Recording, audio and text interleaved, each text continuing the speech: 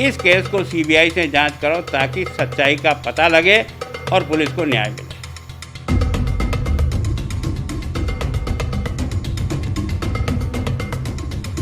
ये दोनों 36 का आंकड़ा बन रहा हुआ है, एक इधर जाता है दूसरा उधर जाता है, एक दूसरे पे विश्वास नहीं। विश्वेंद्र सिंह जी का जो कहना था वो ये था, सच्चाई को स्वीकार किया उस व्यक्ति ने और सच्चाई के आधार पे बोला है। राजस्थान की आज ऐसी सियासी शख्सियत से हम आपको रूबरू करवाने जा रहे हैं जो जनता के बीच में रहें तो चर्चाओं में रहते हैं और यदि ना रहें तो चर्चाओं में रहते हैं। नेता प्रतिपक्ष गुलाब चंद कटारिया जी इस वक्त हमसे खास बातचीत करने के लिए मौजूद हैं। सर, नेता प्रतिपक्ष हैं आप, तो जाहिर तौर पर जो ओवरऑल कोरोना काल रहा, इस पूरे दौरान सरकार ने किस तरीके से कार्य किया, उससे आप कितना संतुष्ट हैं? देखो, सरकार ने प्रयास किया, केंद्र ने भी और राज्य ने, इसमें कोई दो राय नहीं। लेकिन कोरोना का बढ़ने का जो सबसे बड़ा कारण हुआ, जिस सच्चाई को सबको स्वीकार करना चाहिए, वो मरकज के वहाँ से निकले हुए लोगों का जो देश में फैलाव हुआ, उसमें राजस्थान भी अछूता नहीं रहा। और जब एक संक्रमित होता है तो उसकी संख्या बढ़ती है। और दूसरा, हम सब प्रवासी राजस्थानियों को लाना चाहते हैं, मानवीय दृष्टि से लाना चाहते हैं, प्रयत्न भी सबने किया, सबकी इच्छा थी कि वो आएँ। लेकिन अब उनके आने के कारण से भी राजस्थान में गांवों तक में स्प्रेड होने का काम इससे हो रहा है। लेकिन मैं सोचता हूँ इससे कोई घबराने की ज़रूरत नहीं है कि केस कितने बढ़ते हैं या नहीं बढ़ते हैं। समय पर जांच होकर के समय पर संख्या का पता लगे और उसको ठीक जगह पर ट्रीटमेंट मिलना शुरू हो जाए, आइसोलेशन हो जाए। उसका कारण क्या है, इसमें और कोई इलाज नहीं, आइसोलेशन है। तो मैं सोचता हूँ जो मृत्यु की दर है वो हिंदुस्तान में भी कम है और राजस्थान में भी कम है। तो प्रयास सब कर रहे हैं। जांच पहले हमें पूना भेजना पड़ता था, अब हमारे यहाँ भी जांच होना शुरू हुआ और अब लगभग 12,500 प्रतिदिन अपने यहाँ भी जांच हुई। तो सरकार ने प्रयत्न किया, केंद्र ने भी सहयोग किया। तो इस दृष्टि से मैं सोचता हूँ, पर इसमें जो चुनौती हो यही है कि जिस ढंग से स्प्रेड हो रहा है उस ढंग से हमको ग्रामीण क्षेत्र में भी अब टेस्ट की जो गति है वो और तेज़ी से बढ़ानी चाहिए। सर, लेकिन राज्य सरकार का कहना है कि केंद्र से जिस मदद की अपेक्षा की जा रही थी जो तेजी से, वैसे मदद केंद्र सरकार ने नहीं की। मेरे हिसाब से वो इसके लिए बहस पे आ जाए। मैं ये सोचता हूँ कि केंद्र सरकार ने जितनी मदद की है, हिंदुस्तान के आज़ादी के बाद ये पहला इतिहास है कि किसी सरकार ने चल करके 20,94,000 करोड़ का पैकेज वो देश की जनता को दिया। इसका मतलब राजस्थान की जनता भी उसमें आती है। राजस्थान के मुख्यमंत्री जी का यह आग्रह था कि हमको जो जीडीपी का 3% कर्जा ले सकते हैं उसको आप 5% बढ़ाओ, वो उन्होंने मान लिया। उसके कारण से उनको अपने लोन लेने की कैपेसिटी बढ़ा दी।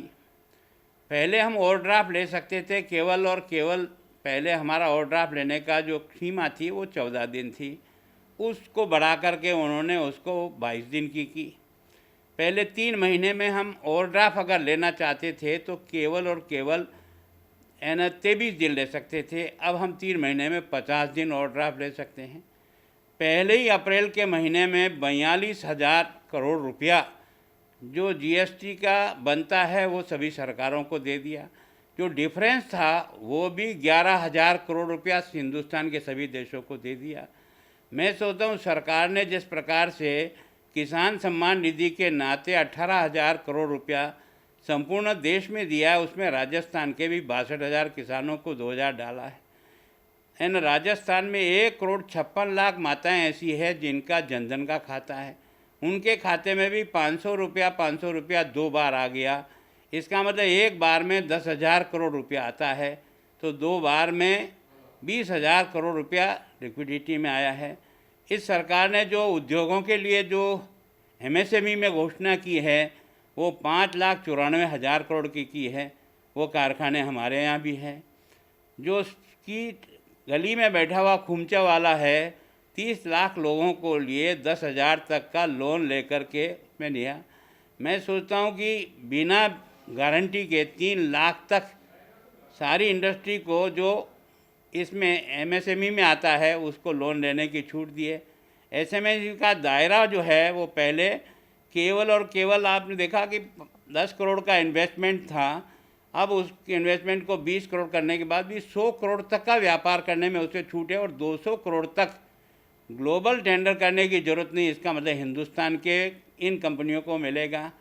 तो सरकार को जितनी आवश्यकताएं जो थी, सरकार जो जिससे ये देश दुखी हो रहा है वो ये है कि नगद पैसा ट्रांसफ़र नहीं किया, जिसमें सबसे ज़्यादा लेखुना रहता है।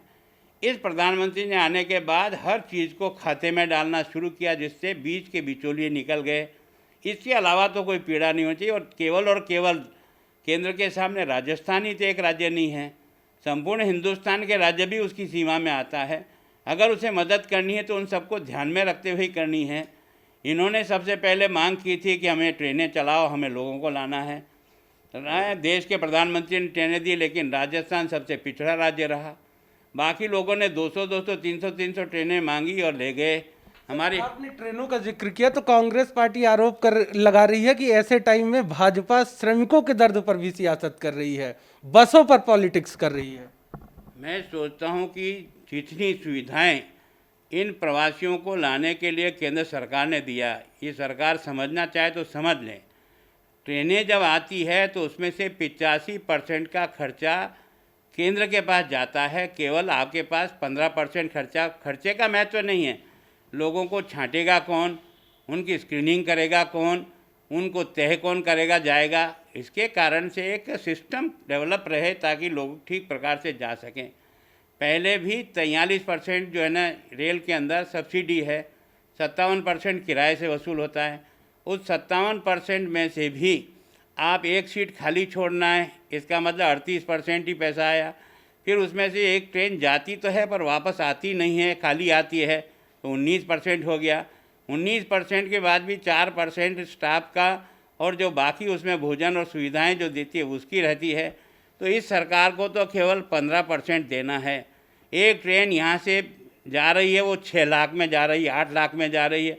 सरकार जैसी चीज़ को 8 लाख में अपने यहाँ से किसी को बिहार भेजने में क्या जोर आ रहा है? केवल और केवल ये कमानेबाजी है। बाकी केंद्र सरकार ने प्रवासियों को लाने के लिए सब जो चाहो जितनी ट्रेनें ले जाओ, लेकिन राजस्थान बातें तो सबसे आगे करता है, और सबसे ट्रेन ले जाने का और लाने का काम अगर किसी स्टेट ने किया तो राजस्थान ने किया है।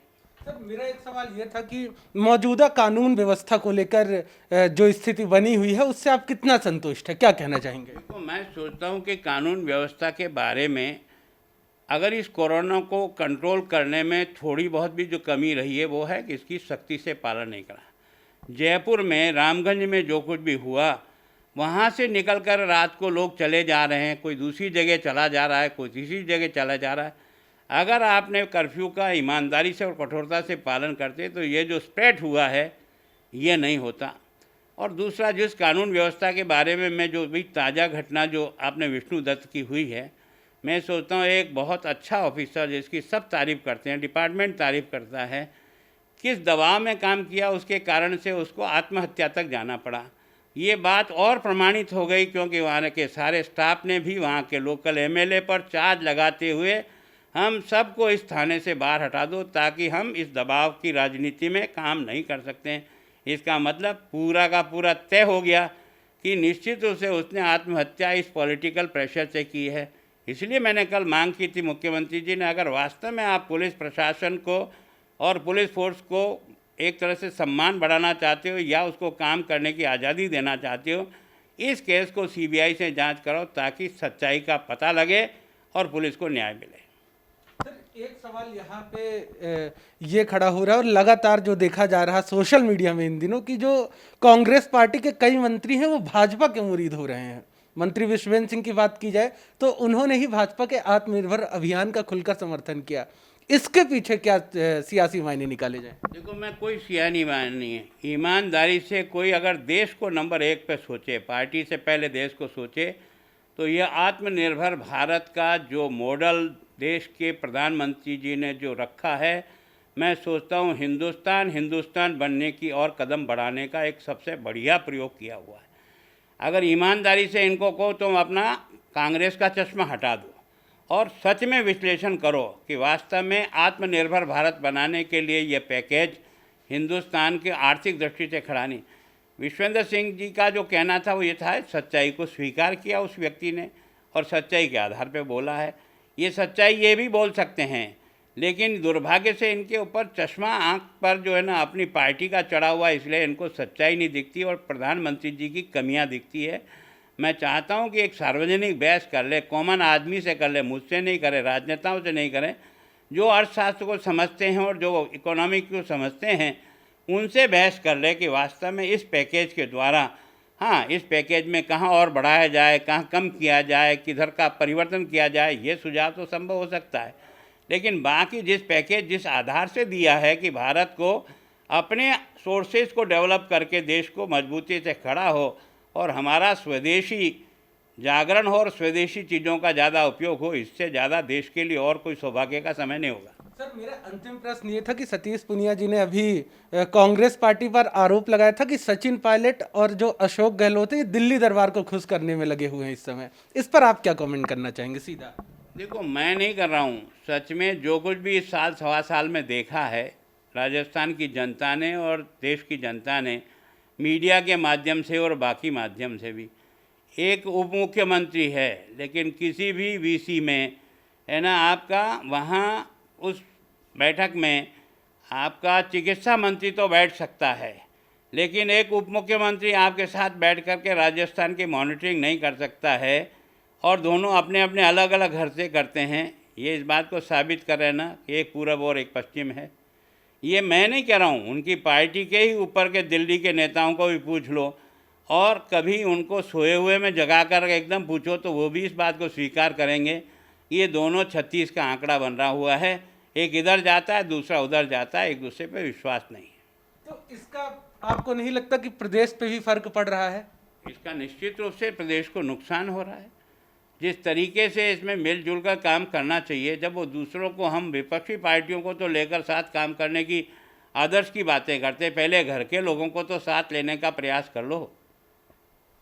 तो ये थे नेता प्रतिपक्ष कटारिया जी, जिनका साफ तौर पे कहना था कि जो केंद्र सरकार का जो कोरोना काल में जो काम रहा है वो सराहनीय रहा है। इसी के साथ साथ इन्होंने मुख्यमंत्री अशोक गहलोत और उप मुख्यमंत्री सचिन पायलट पर भी निशाना साधते हुए कहा कि एक पूरब चलते हैं तो दूसरे पश्चिम। कैमरा पर्सन हेमंत के साथ मैं Rupesh Mishra, the fact India, Jaipur.